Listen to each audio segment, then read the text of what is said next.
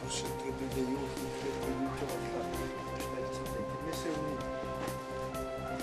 important thing you can do here this week. Монгол Улсын засгийн газрын нэрийн өмнөөс Монголынхоо нийт ард түмэн малчид иргэд бэлчээр газрыг эзэмшигч субъект бүрийнхээ өмнөөс чин сэтгэлийн халуун баяр талархлаа илэрхийлсэнийг хүлээн авна. Partly we lost it, traditional knowledge. When we talk about Soviet influence, we're talking about starting from 1940s, 50s. I would like to, this is the presentation that I will make. The topic of the presentation is the effectiveness of territory-based collective action model of herders, the pasture user group.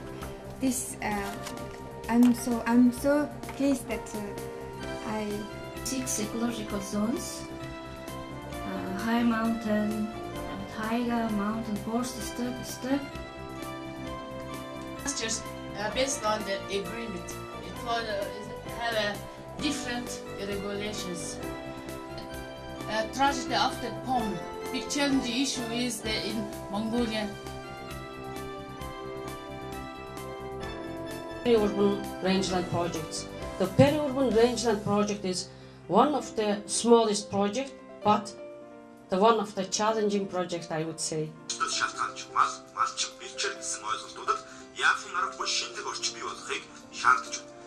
Most of the presenters, they were talking about what does it mean, the pasture land for Mongolians, for Mongolian herders, and what problems are we facing now. So you might have plenty of information on those issues. хамгаалах юм уу те малын гэрийн мал тиймэрхүү хүний баг зэрэг үйлчлэгээ хүний үдэнд орох.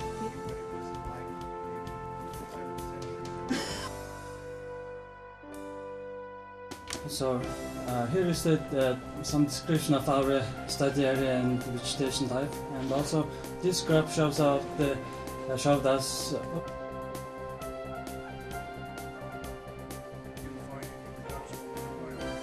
Herders don't mix the different qualities, they make some primary classification, then they would have some additional value for processing, for preparing good quality material.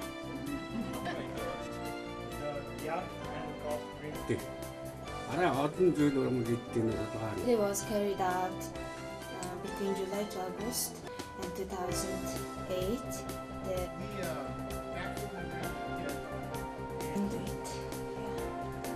The families dogs such that in 2009 there was a total of 172.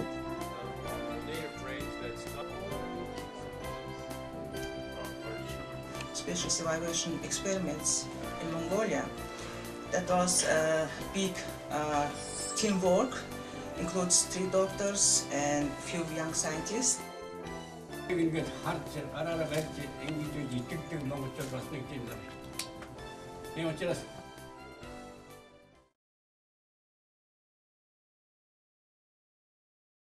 Well, hi, my name is Jess Peterson. I serve as the Executive Vice President for the Society for Range Management.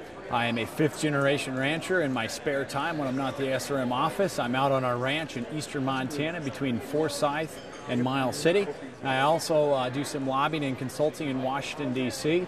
I've had the honor and the privilege to serve as the Executive Vice President since the latter part of 2009. If there was a few things that I would recommend to my colleagues and friends in Mongolia, first and foremost, we compliment you for putting together a society. I think it's very, very important in what you're doing. There's a few things that you're going to benefit from, and I'd encourage you from learning from our mistakes. The first one is be nimble, be quick. When you build your staffing components, we went from a 1940 style office setting where we had everyone in a building and we had all these employees. Our overhead ran very high. We also had a very high cost in just putting the staff together.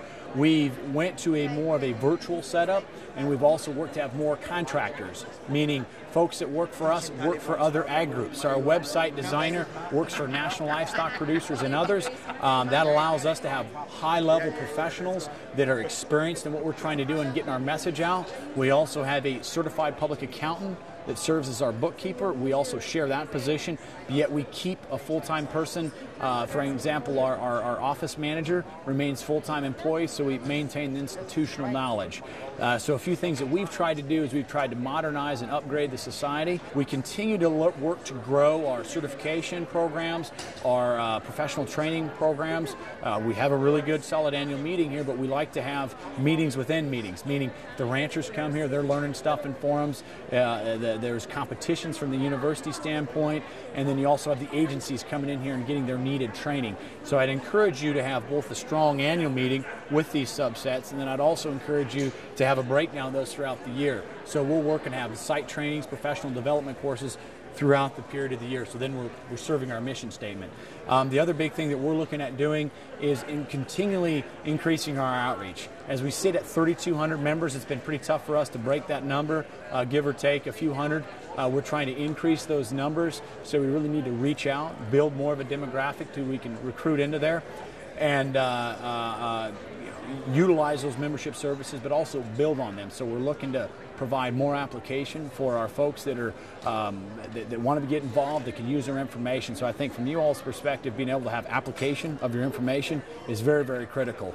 The other next step that I don't know how you sit in Mongolia, but here in the United States, we're having a very, very large turnover in retiring in Forest Service, BLM, NRCS. So we're really trying to get into the universities and recruit students.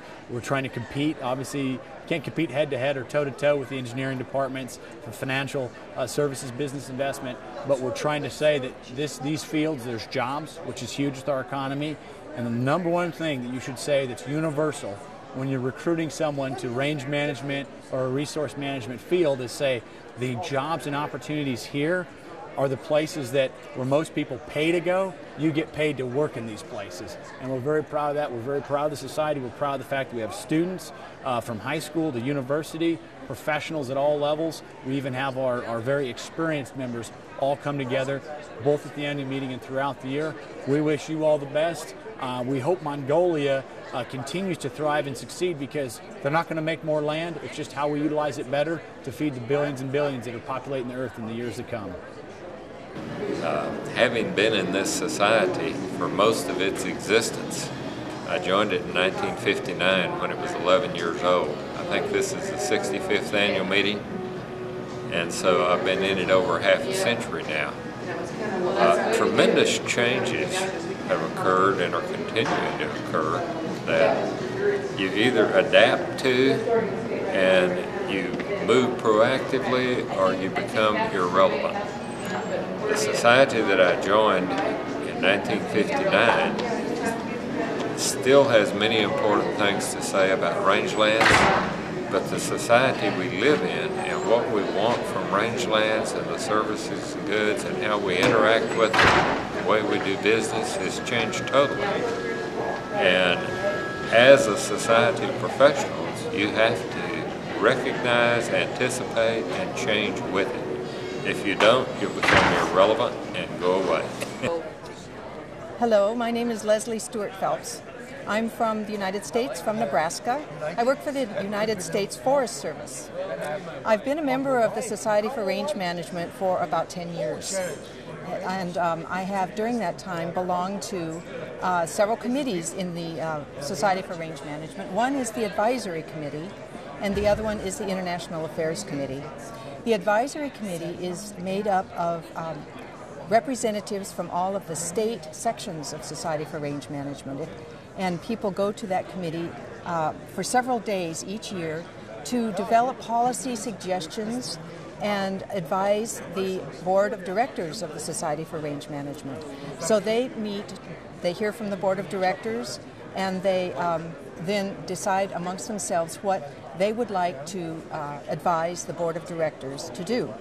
That's the Advisory Committee. It's a very important committee for Society for Range Management. And it's made up, as I said, of people from each of the different state sections that come together once a year at the annual meeting to talk about the next policy that they'd like to recommend for the board of directors. Good afternoon. My name is Chuck Jarecki, and I'm with the Society for Range Management. And I'm a member of a committee that we have called the Endowment Committee.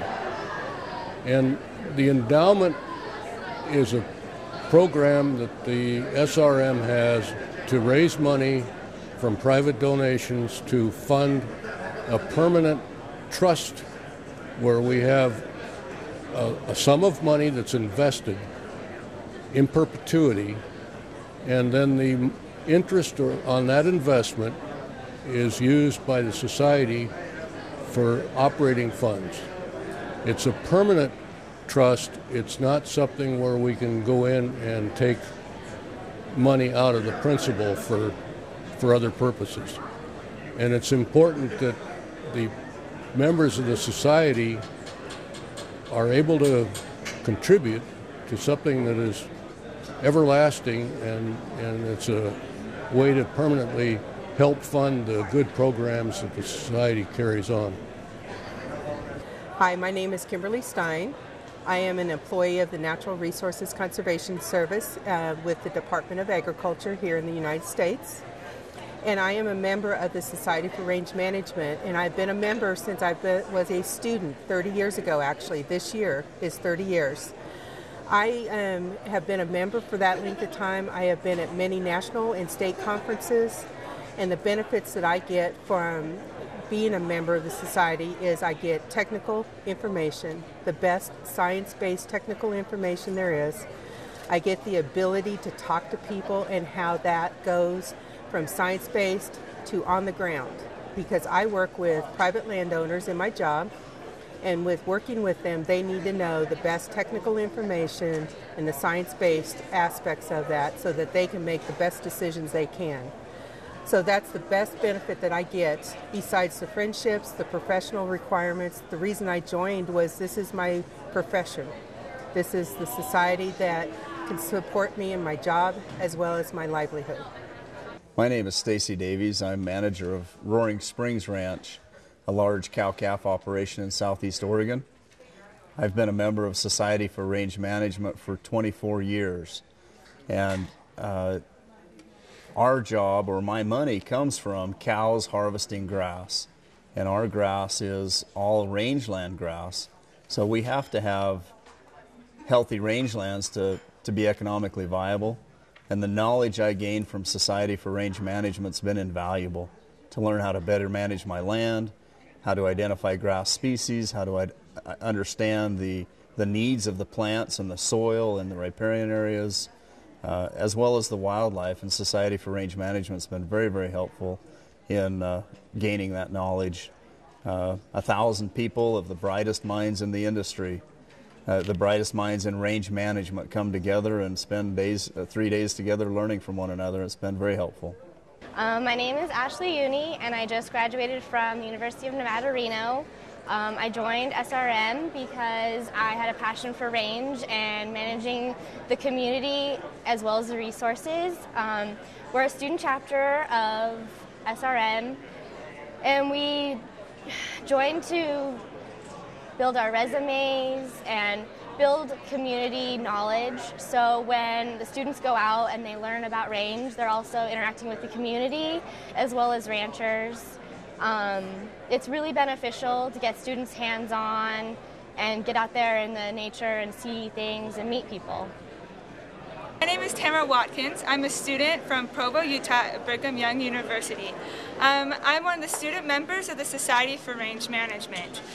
This is so beneficial to me. It gives me an amazing opportunity to present research, give speeches, compete before I've even been published, which isn't an opportunity you get very often. It's also an amazing chance to network with professionals and professors in your major and people in the private sector as well. I've gotten to meet so many people that probably would never take the time to talk to a student like me, but at these meetings I get to meet everyone, and that's been a really amazing experience. I have not been a rancher all my life. I only became a rancher about 12 years ago. And by coming to these meetings, I've been able to learn from all the different experts in their fields on how to manage our rangelands. One of the challenges that we have presently in New Mexico is we have a very large drought. And learning how to manage our rangeland and the challenge of drought is, of course, very important. Энэ бол маш хүчтэй юм мэрэгжлийн болоод энэ салбарт ажилладаг практик одоо үйл ажиллагаа явуулдаг хүмүүсийн маш хүчтэй холбоо байна. Тэгээ энэ холбоо бол менежментийн хувьд бол маш их арчилсан тогтолцоотой дарга удирдлага янз бүрийн хүмүүсүүдээ бол өөрсдөө сонгодог. Тэгээд хүмүүс нь ч гэсэн маш идэвхтэй тэрэн дээрээ одоо сэтгэл зүрхээрээ тэр бэлчээр гэдэг юм ургамал амтан хоёр чинь аль аль нь бие бинийгээ тэтгэж үйж одоо энэ амжиргаа, эдийн засаг, байгаль орчин бүх юм нь тэнцвэртэй байна гэдгийг одоо харуул тэрний төлөө ийм мэрэгжлийн маш их том хүч ажиллаж байна шүү дээ. Тэгээ яг энэний төлөө бол Монголд бас ийм шин одоо бас байгууллага гарч ирээд ажиллаж байгаад бол би маш их баяртай байна. Тэгээд энэ чиглэлээр бас ингээд бас судалгаа хийж үр дүнгийн бас гаргаж байгаа хүнийхээ хувьд бол яг Монголд яг иймэрхүү үйл ажиллагаа явуулахад бол бас өөрийнхөө зүгээс чадах мэд хөтнөрөө л бас туслахад бэлэн бас тийм сайхан арчилсан юутай мэрэгжлийн хүчтэй юм холбоо байгуулагдасаа л гэж бодож байна да.